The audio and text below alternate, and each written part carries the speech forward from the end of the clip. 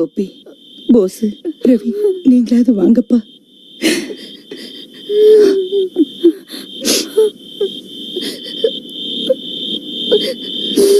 என்னன்னு அம்மா ஏதோ முக்கியமா பேசணும் கூப்பிடுறாங்க, நீங்க இப்படி? இல்ல கோபி, நான் யார் பேச்சும் கேட்கறதா இல்ல, நீங்க போங்க. நம்ம மாறி இருக்கிறோம். இனிமே எப்ப எது பண்ணாலும் ஒன்னா பண்ணுங்கிற முடிவு எடுத்திருக்கிறோம். பழசெல்லாம் மறந்துடணும்னு. தப்பே பண்ணியிருந்தாலும் கூட அதுக்காக வருந்தி திருந்தி பேசும்போது அதுக்காக நம்ம திருப்பி கோவத்தை காமிக்கிறது சரியில்லை. அதுவும் நீங்க பண்றது எனக்கு ரொம்ப ஆச்சரியமா இருக்கு. வாங்க. இல்லண்ணே, என்ன சொல்றான்னு கேட்போம். எதுக்காக கூப்பிடுறான்னு கேட்கலாம். வாங்க வாங்க.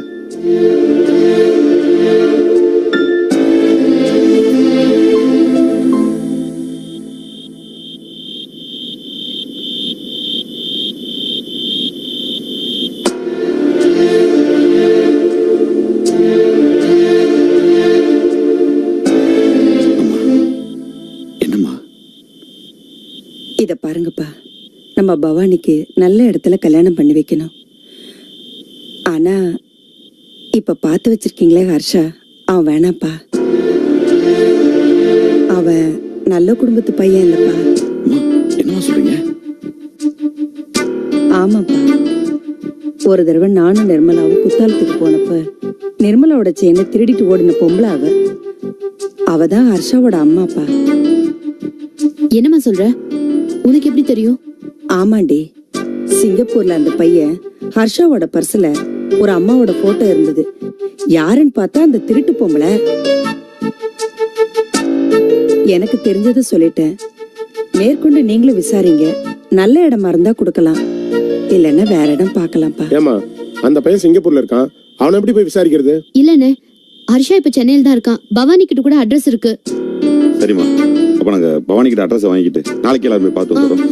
இல்லப்பா, இப்ப நான் சொன்னதை அவசரப்பட்டு பவானி கிட்ட சொல்ல வேண்டாம். நீங்களும் போய் விசாரிங்க. உண்மை என்னன்னு தெரிஞ்சதுக்கு அப்புறம் நாம பவானி கிட்ட சொல்லிக்கலாம்ப்பா. சரிம்மா, நாளைக்கு காலையில போய் பார்த்துறோம். சரிப்பா.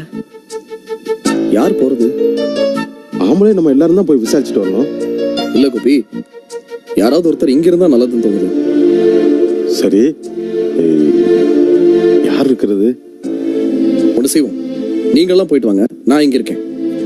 சரி, அதுவும் சரி. நம்ம போயிட்டு வந்துடலாம். போலாம். அந்த பையன் அட்ரஸ் வாங்கி கொடுத்துருங்க. சரிப்பா.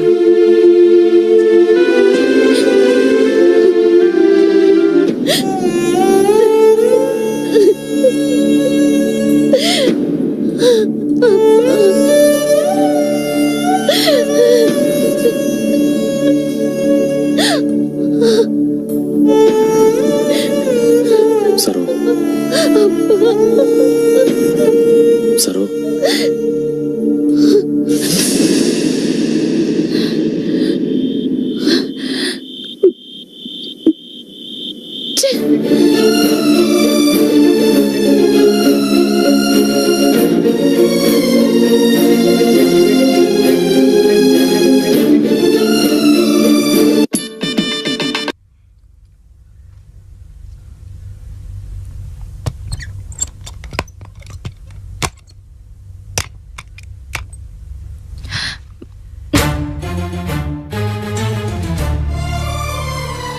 சரோ,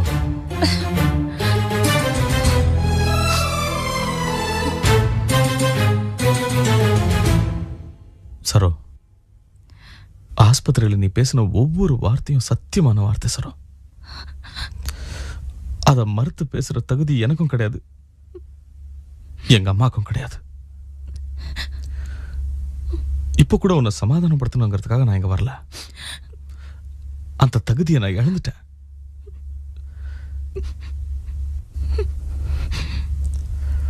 செத்து போன மாமாவோட புனிதமான ஆத்மா இந்த வீட்டுல ஒவ்வொரு இடத்துலயும் இருக்கும். எனக்கு தெரியும். நான் அவன்கிட்ட பேசுறது அவர் கேட்கணும். நான் அழறது அவர் காதுல விழணும். இந்த மாணிக்கம் கூட திருந்திட்டான்னு அவர் தெரிஞ்சுக்கணும் சரோ.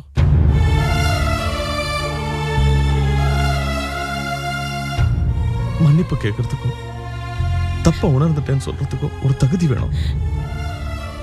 அத கூட இழந்து நிக்கிற ஒரு கேவலமானவனா?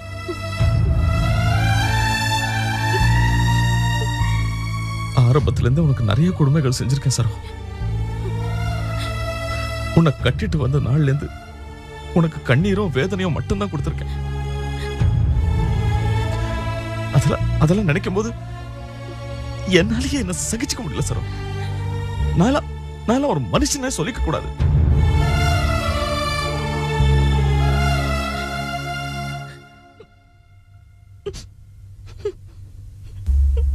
சரோ,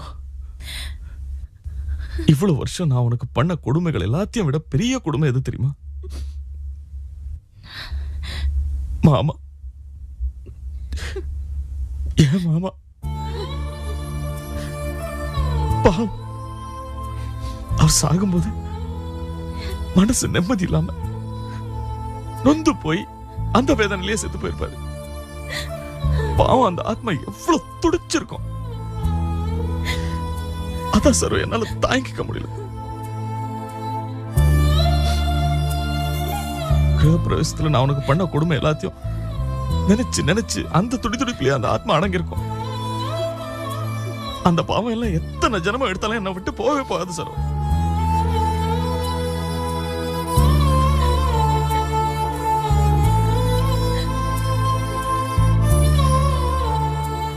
சின்ன வயசுல இருந்து எல்லாத்தையும் தப்பாவே செஞ்சு பழகிட்டேன்.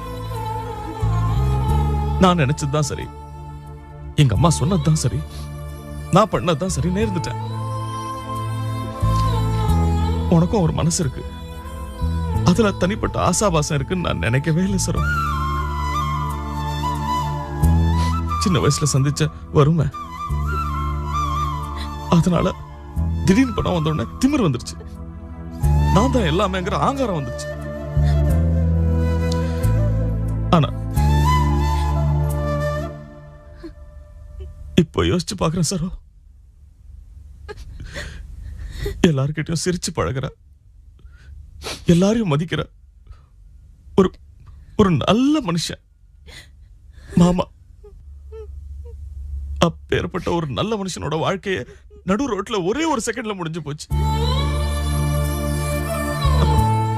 நான் எல்லாம் என்ன கேவல புழு.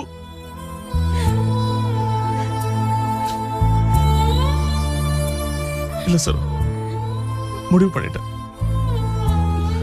இனிமே வாழ்க்கையில் எனக்கு எதுவுமே பெருசு கிடையாது.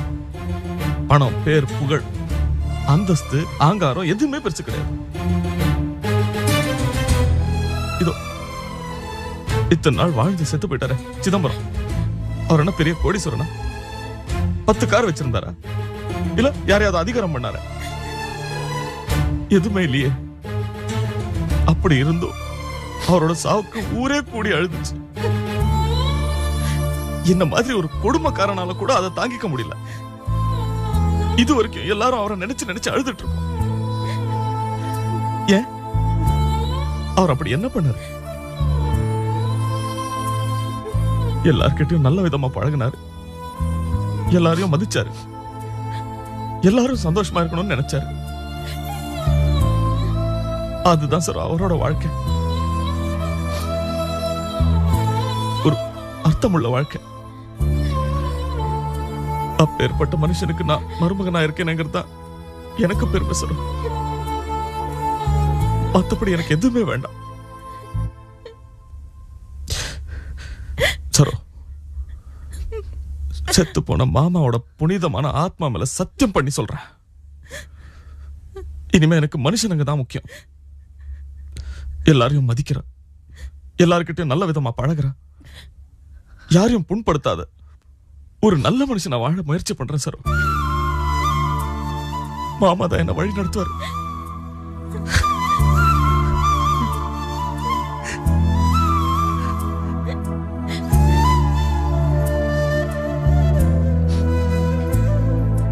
சார் என்னை ஏத்து பேசுறோம். இத்தனை வருஷம் நான் பண்ண தப்பு எல்லாத்தையும் நம்ம நடராஜன் பண்ண தப்பு மாதிரி நினைச்சு மன்னிச்சு ஏத்து பேசுறோம்.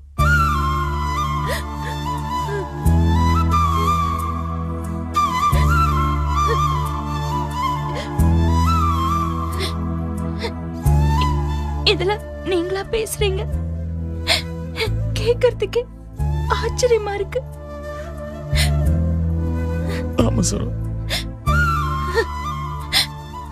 ஆனா உங்களை மாதிரி ஒரு ஆளு திறந்ததுக்காக என் அப்பா மாதிரி ஒரு ஆளு சாக வேண்டி இருக்கு இல்ல?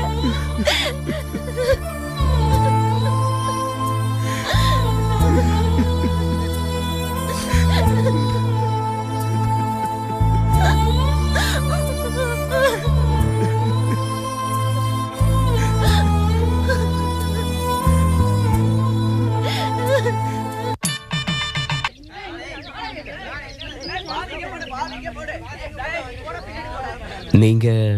நாங்க பவானியோட மாமாக்க அக்கா வீட்டுக்காரங்க. ஓ கரெக்ட், பவானி சொல்லியிருக்கா. அப்போ நல்லாதான் போச்சு. நேரடியாக விஷயத்துக்கே வந்துடலாம். சொல்லுங்க. அது பவானியோட அப்பா, அதாவது எங்க மாமா திடீர்னு தவறிட்டாரு. யாரு? பவானி அப்பாவா? ஆமா, அது முடிஞ்சு போச்சு. இப்போ பவானிக்கு கல்யாணம் பண்ணலான்னு இருக்கோம். ஓஹோ, அதனால தான் அதை பற்றி தெளிவாக எல்லாத்தையும் விசாரிக்கலான்னு நாங்கள் வந்திருக்கோம். எதுவாக இருந்தாலும் சொல்லுங்க. ஒரு முக்கியமான விஷயம் கேள்விப்பட்டோம். நாங்கள் கேள்விப்பட்ட விஷயத்தையெல்லாம் என்ன ஏதுன்னு கேட்டு தெரிஞ்சுக்கலாமேன்னு தான் வந்திருக்கோம். உங்கள் அம்மாவுக்கு திருடுற பழக்கம் இருக்கா? இதை பாருங்க, எங்களுக்கு வேண்டப்பட்டவங்க பஸ்ஸில் போகும்போது அவங்ககிட்ட இருந்து நகையை திருடி இருக்காங்க உங்கள் அம்மா. அதனால தான் கேட்குறேன், அவங்களுக்கு திருடுற பழக்கம் இருக்கான்னு. ஆமா இருக்கு. அட என்னங்க நீங்க டீ காபி குடிக்கிற பழக்கம் மாதிரி சொல்லிட்டு இருக்கீங்க? நீங்க இவ்வளவு பெரிய ஆளு, கை நிறைய சம்பாதிக்கிறீங்க, அப்புறம் எதுக்கு உங்க அம்மா திருடணும்? எங்க அம்மாவுக்கு இது ஒரு அடிக்ஷன் மாதிரி. அவங்களால திருடாம இருக்க முடியாது. அதனால தான் எங்க அப்பா டைவர்ஸ் வாங்கிட்டு சிங்கப்பூர்ல வேற ஒரு மேரேஜ் பண்ணி செட்டில் ஆயிட்டாரு. ஏன் தம்பி, இவ்வளவு பெரிய பிள்ளையா இருக்கீல, உங்க அம்மாவுக்கு புத்திமதி சொல்லப்படாதா?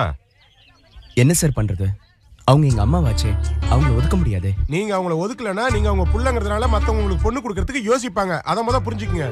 I don't care. 1000 தப்பு பண்ணாலும் எங்க அம்மாவை என்னால விட்டு கொடுக்க முடியாது. அப்போ நாங்க பொண்ணு தர முடியாதுன்னு சொன்னா? எங்க அம்மாவுக்காக நான் லவ் பண்ண பொண்ணை கூட இழக்கிறதுக்கு தயாரா இருக்கேன். என்னங்க நீங்க படிச்சவரா இருக்கீங்க? ஒண்ணு உங்க அம்மாவை திருத்தணும், இல்ல தூக்கி போடணும். ரெண்டும் செய்யாம உங்க அம்மா பண்ற தப்ப நான் சரி சரின்னு சொல்லிட்டு தலையில தூக்கி வச்சாருன்னா அப்படின்னா உங்க அம்மா பிரிய. வாங்க கோபி. என்ன ரவி? நீங்க போங்க, வர்றோம். என்னாச்சு?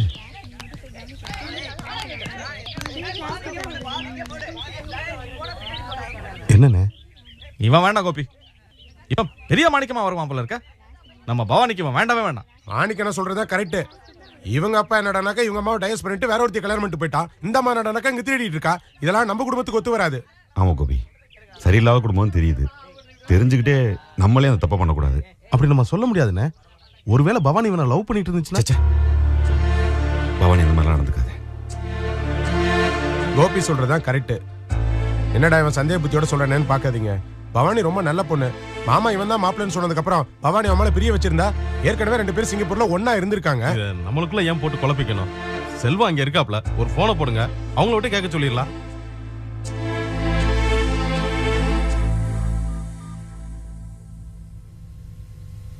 ஹலோ, இதை கேட்குறேண்ணே.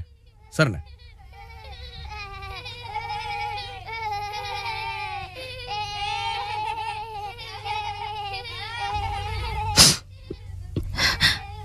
என்ன செல்வம்?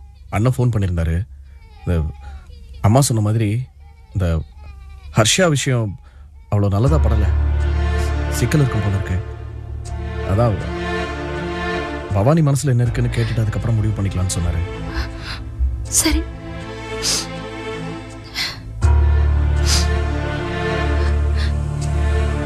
பவானி,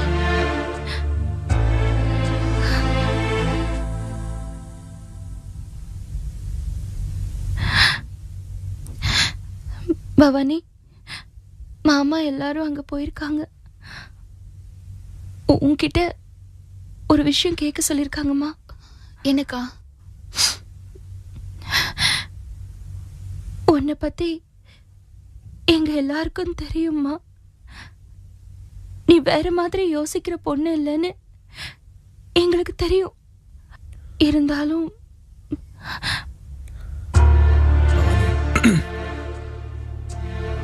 உனக்கு அந்த ஹர்ஷா மேலே ஏதாவது அபிப்பிராயம் இருக்கும் அப்படின்னு சொல்லி நாங்கள் யாரும் நினைக்கல. இருந்தாலும் வீட்டில் சரின்னு சொல்லிட்டாங்க.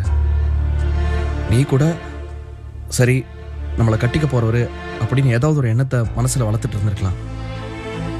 அப்படி ஏதாவது இருந்தால் தயவு செஞ்சு எங்ககிட்ட சொல்லிடு. எதுக்கு மாமா கேக்குறீங்க? ஏன்னா அண்ணன் இப்பதான் ஃபோன் பண்ணாரு. அந்த ஹர்ஷாவோட சம்பந்தம் வேண்டாம் அப்படின்னு ஃபீல் பண்றாங்க. இருந்தாலும் ஒருவேளை உன் மனசுல அப்படி ஏதாவது ஒரு அபிப்பிராயம் இருந்தா, அதனால முதல்ல உன் விருப்பம் என்ன அப்படிங்கிறத உங்ககிட்ட பேசிட்டு அதுக்கப்புறம் முடிவெடுக்கலாம் அப்படின்னு தோணுது. ஆமா பவானி, நீயும் அவனும் தானே சிங்கப்பூர்ல ஒன்னா போய் வந்துட்டு இருந்தீங்க. அவன் மேல உனக்கு ஏதாவது அபிப்பிராயம் இருந்தா சொல்லுமா. இல்லத்த, எனக்கு எந்த அபிப்பிராயமும் கிடையாது. என்னம்மா சொல்ற? ஆமாக்கா, நம்ம வீட்டுக்குன்னு ஒரு ராசி இருக்கு. அது எப்ப வேணாலும் எப்படி வேணாலும் மாறும்னு எனக்கு தெரியும். இதை நான் ஹர்ஷா கிட்டே சொல்லியிருக்கேன். இப்ப பாத்தியாக்கா நம்ம ராசி எப்படி இருக்குன்னு. இத பாரு பவானி, அழாத, கொஞ்சம் தெளிவா பேசுவோம். இப்ப இந்த ஹர்ஷாவோட சம்பந்தம் வேண்டாம் அப்படிங்கிற ஒரு முடிவுக்கு நாமெல்லாம் வந்துட்டோம்னா, அதனால உன் மனசுல ஏதாவது ஒரு பாதிப்போ வருத்தமோ இருக்குமா, அதை நீ என்கிட்ட தெளிவா சொல்லணும். இல்ல மாமா, எந்த பாதிப்பும் இல்ல. நிஜமாவா பவானி? ஆமா அத்தை. இந்த காலத்துல இப்படி ஒரு பொண்ணா இருக்கியம்மா நீ. உன்னை நினைச்சா எனக்கு ரொம்ப சந்தோஷமா இருக்குமா. என் சம்மந்தி உங்களை எல்லாம் நல்ல விதமா வளர்த்திருக்காருமா.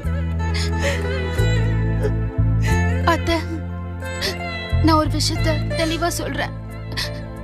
நீங்க எனக்கு அம்மா மாதிரின்னு சொல்லிட்டீங்க. மாமா எனக்கு அப்பா ஸ்தானத்துல இருக்கேன்னு சொல்லிட்டாரு. நீங்க எல்லாரும் என்ன முடிவு எடுத்தாலும் அதுக்கு நான் சம்மதிக்கிறேன். உங்க முடிவுதான் என் முடிவு.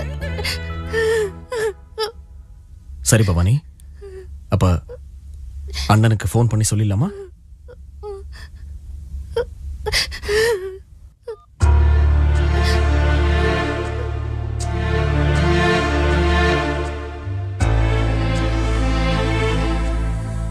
ஹலோ. ஓகேடா, நாம நினைச்சதான் கரெக்ட். பவானிக்கு அந்த பையன் மேல அந்த மாதிரி எந்த அபிப்பிராயமும் கிடையாது. நல்லதா போச்சு.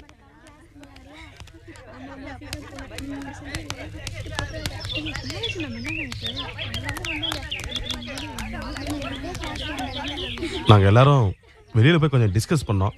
அது சம்பந்தம் உங்கள்கிட்ட ஒரு கேள்வி கேட்க வேண்டியிருக்கு. என்ன சார்? ஒருவேளை உங்களுக்கும் பவானிக்கும் கல்யாணம் நடக்கலைன்னா நீங்க எப்படி ஃபீல் பண்ணுவீங்க? எனக்கு புரியுது சார். எங்க அம்மா விஷயம் தெரிஞ்சதுனால உங்களுக்குலாம் என்ன பிடிக்கல. பவானி இல்லைனாலும் எனக்கு ஒன்றும் ப்ராப்ளம் இல்லை. ஓஹோ, அப்படியா? ஆமா சார். ஒன்னு தெரிஞ்சுக்கோங்க, சிங்கப்பூர்ல நான் இருந்த வரைக்கும் ஒரு தமிழ் பண்ணை தான் கட்டிக்கணும்னு ஆசைப்பட்டேன். அப்ப என் பக்கத்துல பவானி மட்டும் தான் இருந்தா. ஆனா இங்க நிறைய தமிழ் பெண்கள் இருக்காங்களே.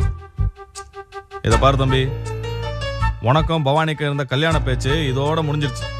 இனிமே உனக்கும் அவளுக்கும் எந்த சம்பந்தமும் கிடையாது. புரியுதா தம்பி? இந்த பழைய பழக்க வழக்கத்தை வச்சுக்கிட்டு ஃபோன் பண்றது, தொந்தரவு பண்றது, இதெல்லாம் வச்சுக்கிட்டேன்னு வச்சுக்கோங்க, ஊர் புத்தியை காட்ட வேண்டியிருக்கும். என்ன சார் விரல் நீட்டிலாம் பேசுறீங்க? ஏற்கனவே பவானி உங்களை பத்தி எல்லாம் சொல்லிருக்கா. இப்பவே எப்படி இருக்கீங்களே, கல்யாணத்துக்கு அப்புறம் என்ன கூத்தடிப்பீங்க? ஏய், ஓ ஓ, அமைதியா போங்க.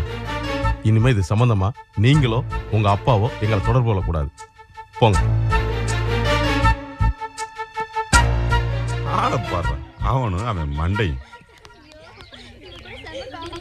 இத பாருங்க, இவன் நம்மளுக்கு ஒத்து வர மாட்டான். இவன் ஆளும் முடியும் மூஞ்சும். சிதம்பரம் மருமகங்க 4 பேரும் எவ்வளவு திருத்தமா இருக்கும். 5ஆவது கொண்டு வந்து பக்கத்துல நிக்க வச்சா ஒட்டுமா?